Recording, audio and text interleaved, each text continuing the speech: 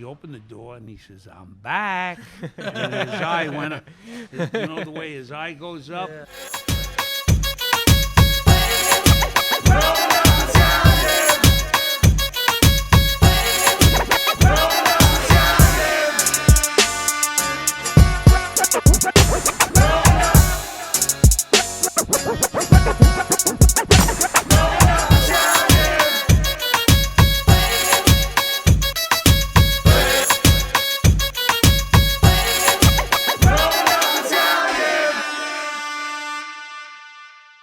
What is going on, everybody? This is the Growing Up Italian podcast. Wow, everybody got silent now. I love it. What's up, everybody? Scenes from an Italian restaurant. Studio audience. I love it. I am here today with owners Mike and Gilbert. We are here at Lombardi's in Bayridge. Soft grand opening. I had an amazing meal tonight, gentlemen. I just want to thank you for having us.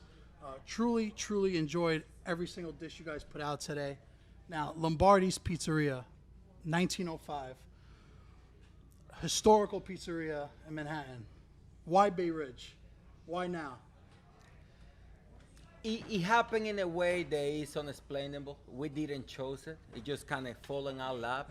But I can tell you, it's one of those things that you can describe how wonderful it is. And the couple of weeks open and the 3 months working in the process, what an unbelievable neighborhood. If I have to choose 20 times, even at this time that is soon, I would pick Bayridge again. 100%. Well, there's still Italians here, I will tell you that. I mean, Italians come hang out in Bayridge. That's the go-to. You're on the perfect strip, historical strip. The food is incredible. I mean, I had 2 different kinds of pizzas today. The margarita, the clams and the shrimp. Very different from Lombardi's in the city. I feel the pizza's a little thicker here. Correct. Very good. Me and my friends, Anthony, Greg, enjoyed it. Then you said, let me bring out some stuff for you. And all of a sudden, meatballs, rice balls, burrata, mozzarella, roasted peppers. What else do we have, guys? Octopus with potatoes. The veal, thinnest veal Milanese I've had with the bone.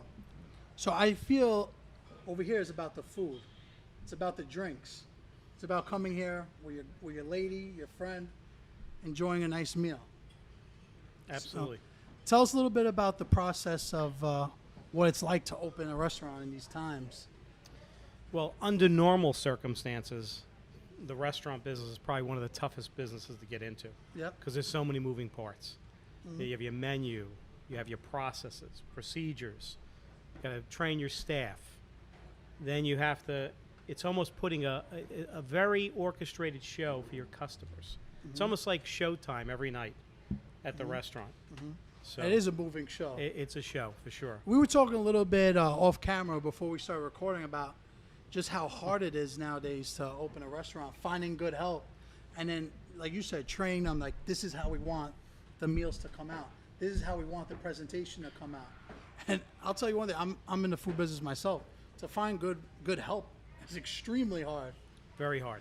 So how do you go about finding the right group of people to run a restaurant? Well, unfortunately, it's a process. And you just don't find the right people right off the bat. So you hire people, cycle through people. Some people decide this is not for them. Other people, we decide for them it's not for them, until we find people that have the same vision as we do. Because we're not looking to do the same thing that everybody else is doing. No, I really get the vibe. I really get that vibe because even the way it looks in here, it's a very Italian restaurant, but I get that modern feel. Like the bench when you walk in, it's beautifully made. You have this circle right here, the arc to go to the bathroom. It feels like, wow, this place has been here for a while, Now, grand opening is coming soon. When you guys feel you'll fully be 100% menu? Because the menu right now is, you told me you have about 25% of the things missing. What do you think? Like you're looking at early October, mid-October? I would say something like that. I'm excited to see that, and I just want to thank Anthony, John, for making this happen tonight. And important to say, right? This is the beauty. You see, when you mentioned before about the different fields, you get a little bit of the modern, right, fusion in with the classic Italian. That's what we want the best. Because I feel most restaurants or most places, when they build, they cater to one type of customer. We want everybody. We want those customers that feel they don't feel comfortable going to a place. This is the place that we want everybody. We want everybody to say, I have a date tonight. I want to go. Oh, let's go to Lombardi. Listen, who doesn't love Italian food? And in general, Huh? what about a great drink or the right glass of wine? Right. How many times you go to a restaurant, everything starts even with the drink? Because if Yeah. your wine is wrong, you already got 50% of the fight lost already with your food. Gilbert, tell us a little bit about this rum that got me a little tipsy tonight. That's a secret. This but rum yeah. is older than me. This rum is older than me. Gilbert said, "Hold on, I got 30-year-old rum for you to try." So you see, for example, that's one of the things that we do because we're not greedy neither. It's a couple of special. If it's not an orangello, it's a special rum. At the end of the night, we don't even charge for it. You're having a good time. We got a little bit. You like the restaurant, we let you taste something different, like magic, you know? Enjoy yourself. Listen, that's what people go home and talk about when they go to a restaurant and say, they took care of me. They gave me an espresso. They gave me dessert. They gave me a little shot. And that's what gets the word out there more than social media. Even though we're here right now doing social media, but if you have a strong social media but the food's not good, what good is that? No good. Right? And you know what? Adding to that, I do believe, and you guys can correct me if I'm wrong, I feel in the restaurant industry, we lost the love, they appreciate the customer for coming to us. Right now, I feel most of the places that are great, it's like a privilege to go to them. And it's not supposed to be like that. Customer need to be treated like he came out to your restaurant to enjoy a good time and not to be home. And that's the way I see it. And we live and die by that. Listen, a customer could go to 100 different places, even more. We're in New York City. How many restaurants are there in here? Gilbert told me something when we sat down that how many Italian restaurants are in his neighborhood? It's in Bayridge? 26 pizzerias in Bayridge and 24 in Little Italy. He said, so there's more Italian restaurants in Bay Ridge Yeah, pretty much. than in Little Italy, Pretty much. Manhattan. And this is number, this is facts. Now, you ate at every single one of these I wouldn't restaurants. say every single one, but quite a few of How do you them. maintain this figure? I That's don't what I wanna know. know. I don't know about the figure. I have a piece of bread and you see it through my shirt. You want to know how? Coming open 7 days a week, open to close, and you're going to see how that food does He's nothing. smart too, because when I said that I wanted to have, when he gave me this drink, he said, I'm not drinking right now because I'm working. So that's how you do it. 100%. Tell me a little bit about this dynamic here, you and Gilbert. How is it working with him? Well, it's working very well. Gilbert will start with how it all started in the very beginning. So it's simple, right? When I first started working for John at Lombardis in Spring Street, even prior to that, a gym that he used to visit, and he actually sent me to buy a cup of coffee for him. I was in the country for 2 days.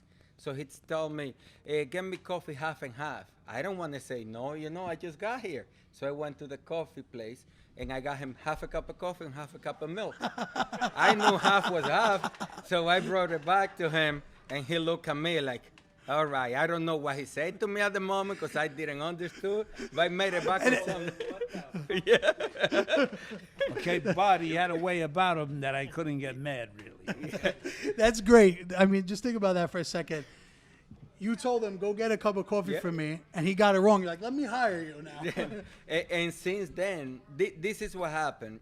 When you get to this country, whoever have got to this country, I'm going to talk for my experience, and you fall to work in a place that it becomes your family. And know your family just because you work together. Because I was 17 when I started working with them. And then that's when Mike came along. And when I met Mike, I was bartending at the moment in downtown Manhattan, making quite a bit money, but I didn't know where my direction was. Because, at that moment, then I was 19 going to turn 20, making this money, but I got no direction, spending money, club. You wanted girls. Yeah, You wanted the fiolas, you know? So Mike came to my life, and at that moment, he showed me different ways. Not just how to run a restaurant, how to be in a restaurant, if know how to be fair, how to be a man, and how to respect always gain over everything. And you know what? Besides my wife and my kids, this family is the best that happened No, to they're me in your US. family now. Unbelievable. Let's talk a little bit about the history of Lombardis, because we spoke about it with Salad Day in a series we have coming out. But Let Mike Mike, tell us a little bit about what it means to be in a family business, and especially one like Lombardi's. Well, look, it's really special to be able to work in a business that was established and is still running as a family-run operation all these years, because you really don't see too many of them. You know, if you look over the years, how many family establishments closed, the chains have really taken over as far as a lot of restaurants in the business. So this is kind of like a little outliner, and it's very, very special. And it's kind of like almost extinct in a way. Listen, guys like this are special because I took over a family business too, and a lot of my friends and family that they have family businesses who became a teacher, who worked sanitation, who became a fireman. So was there a moment growing up where you're like, this, I want to make this mine. I want to run this pizzeria. I want to run this business with my father. I don't know that it was specifically that. I just think it was just the challenge. It was the fact of keeping the history alive, the challenge, making it better, you know, just fine-tuning, and fine-tuning. And I think that's mainly the driving factor, along with, of course, keeping the history alive. Listen, 1905. That's 117 years. Still going. Oldest pizzeria in America. Documented. We went over this in the series. It's facts. But if it wasn't good pizza or wasn't good food, it would be finished already. Yeah. Right. Exactly. Right. So, yeah, you just repeat that So, one more time. You could be the first pizzeria or the 10th pizzeria. If your food ain't right, you're not going to be anything. So, and it's important. It's Yeah, important. That's to a have- fact. Now, tell us a little bit about this clam pizza, because everybody talks about the clam pizza. Tell us a little bit about the process of how to make Clam it. pizza was only made Christmas Eve years ago. Yeah. But I happen to have really liked it. And we zeroed in on how to make it the best of the clam pies. And other people try to copy us, and they stop after a month or Are we so. allowed to talk about the process of how you make it? Like, do you shuck the clams on the spot? We shuck the clams, then we cook them just enough, and then we chop them up, and it's ready for the pie. And it just comes. If you like, you know, spaghetti aglio with clams. Yeah. You're gonna love the Avongole. clam pie. Yeah. Now, biggest difference is a lot of Italian restaurants out there, and this is something we always deal with about Italian American food and Italian food. I truly believe this place has a perfect balance because it's truly authentic dishes here. You know, you have the fresh meatballs made here. I feel like nothing frozen here. Everything's Everything's very got to be particular. 100% the right product, the right quality, and made the right way. Otherwise, I'd rather throw it out. I'm I gonna love weigh that. in. I'm gonna weigh in on that, right? Because you asked me before, like, what it's like working with them. It's nothing more important that they taught me when it came to the food, the restaurant in general. Besides the service, the quality of the food. So if we can get the right product, we don't have it. It's certain It's things out- it's didn't out of make it to order. the menu because they don't have the right quality, Okay. the right product. And then you see, in our place here in Bayridge, you're going to see probably the smallest menu on Bayridge, but one of everything in top quality. The day we can have the quality, then it won't make the menu. It's that simple for us. And the other thing that it's great about having good food is look at the girls over there at that table. They all love the food here and the alcohol here. Yeah, all of them. All of them. And Okay? Listen, I really like it here that because white Bordeaux, huh? this is a place you could have a drink and just hang out, watch the game. Also, I mean, you had a nice crowd here watching the Yankees tonight. Yeah. So you have a little food too, and you could also drink, hang out. You don't have to have a whole, And a 5-course meal. Girls could come here and nobody's going to bother them. Yeah, exactly. Make sure they, get treated well. Right? Now, Especially Another that one dish I over really there, liked okay? tonight was the bucatini. The bucatini with it was fish, the crab.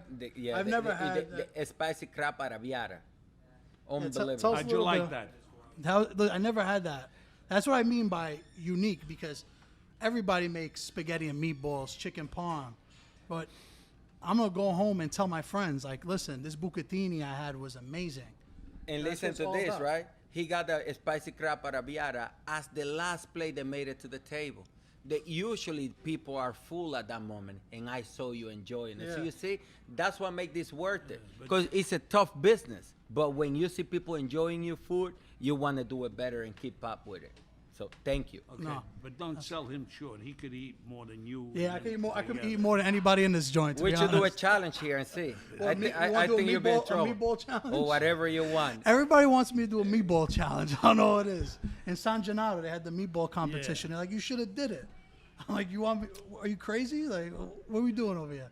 I want to hang with guys like you. Okay. Forget I want to hang out with guys like you. Okay. San Gennaro is 10 days. I want to be 365 days. Everything right. Okay. No, that's a quote right there. Let's talk a little bit about St. Gennaro, because this year was 95 years. They had How a do you feel great about year. the feast? They had a great year this year. A lot of them tell you they lost money, but everything was good this year. Listen, I went there 3 times. It was packed every night. Yeah, no, they had a good year. How is it for Lombardis in New York City that Very time of good. year? Very good. It brought us up. It helped us out a lot. Yeah. Listen, God bless, man. Let's take a little break, because we're going to have Anthony sit with us a little bit, Come on. and we'll talk a little bit. All right, so we're back. We had an espresso, another shot.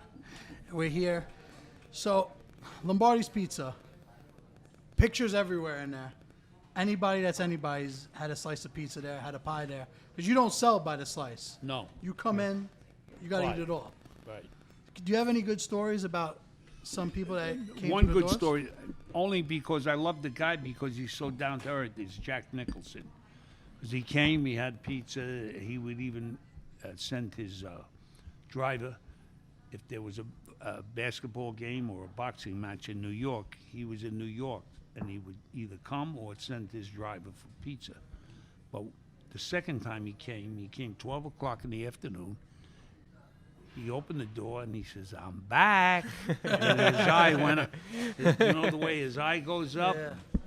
And then he was doing that picture where he didn't want to walk on the crack on the sidewalk. As good as it gets. And he wrote, "As good as it gets" for the pizza. We took a picture together and he wrote, "As good as it gets." Yeah. So he always would come during, if there was a fight or a boxing, stop by. basketball match, yeah. He would come because he was a Laker fan. Yeah, I know. I always see him front Yeah, row at in the Lakers Staples game. Center. Yeah. So, and then Miley Cyrus, she came, she loved it, and then I had Obama's daughters come. They had Really? four bodyguards and the mother-in-law of Obama, and the bodyguards sat on one side and they sat on the other side, and they came in ahead of time to just to check Make out sure the whole everything was joint. good in Yeah, there. yeah. Oh, that's amazing. That's got to be an amazing feeling to own an establishment where people like that wanna President's come and eat. daughters. Yeah. And Really? then Obama, he went to Bellatos, Emilio Bellatos. Who was here tonight, by the He way. was here tonight eating with 3 of his friends, but he helped my chef make certain dishes that I wanted here. So we're getting help from one of the best chefs in New York. That's got to mean a lot to have people like that, come out and help. It just shows what kind of man you are to have people that will come here. I Out of know love. Emilio 29 years, and we're friends ever since then. And in the beginning, he was having a hard time up until he got a write-up from the Times in the food section. He had a 3-page write-up, and after that, he just took off. But there were summers in the beginning, 28 years ago, that he would say, "What? I'm going to go out of business." I said, "Just relax. You got good food. It'll catch on." And he's another one that has sons in the He's business. got 3 sons yeah. there. that are, you know. Anthony is the chef, but he's the best. Yeah, Anthony's a good kid. So, what about now? 1905, Lombardi's was open. What made you want to get involved there and take over the business? I know them. I know Jerry Lombardi since I'm a kid, and I used to go there since I'm 7, 8 years old. And Jerry and I would hang out there. We'd throw dough at his grandfather and run around the joint, and then he would make us pizza and Coca-Cola, and we'd wind up falling asleep. Then we'd wake up again and start throwing dough, and by that time, it was time for me to get out. But we did work a little bit over there too. I think you worked a lot of it. Yeah. So, What's next for Lombardi's? I mean, obviously we're here in Bayridge. well, we have a lot of people looking to have stores under the Lombardi name, so probably franchise. Wow, Yeah. that's It's powerful. got to be the right people, otherwise we can't take the chance if they're not going to make the right Yeah. product. Because then that could hurt your Yeah. businesses. Right. Is there anything you want to add? During the pandemic, when I posted a few videos of Lombardi's, I have to say the outpouring that came out for people that wanted you to ship your pies across the country and sometimes across the world was unrealistic. Like the amount, thousands and thousands of people reached out to me telling me to tell you guys to ship your pies. So the franchising sounds like an amazing thing if you find the right people. Michael will find the right people. Yeah, and we're also working on the shipping aspect of things now. We actually had it ready to go, and we were going to do it out of our Chelsea location, and then COVID hit. So we had to kind of put that on hold for the time being right now and regroup around it. But at some point, once we get this place locked down, we'll circle back around to it and start working on that again. And we've tested Yeah, the pizza extensively. yeah. How to make it, how to cook it, half cooked, with instructions. Wherever it goes, they know what to do with it in their own oven at home. So once it gets in their home, the instructions 12 to 15 minutes, depending on their oven. They got a pie, they'll think they're eating in Lombardi's. That's how good we got it down pat. Yeah.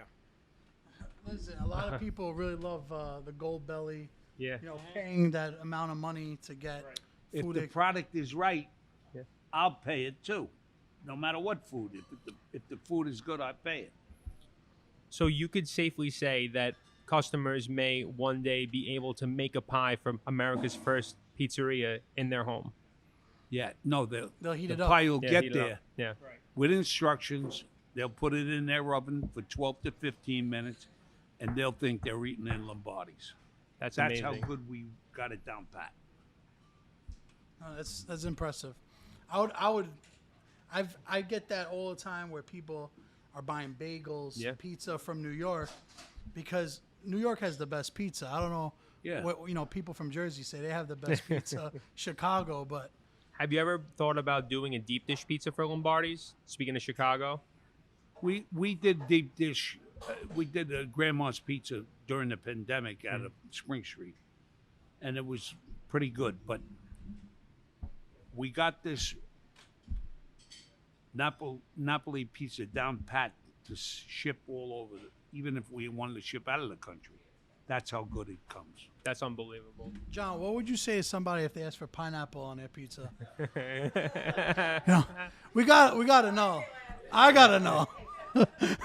I mean, I feel Listen, all roads I lead would to that tell question. them. I would tell them take a trip to Hawaii. Guys, this is Lombardi's. Thank you for tuning in. Growing Up a Time podcast.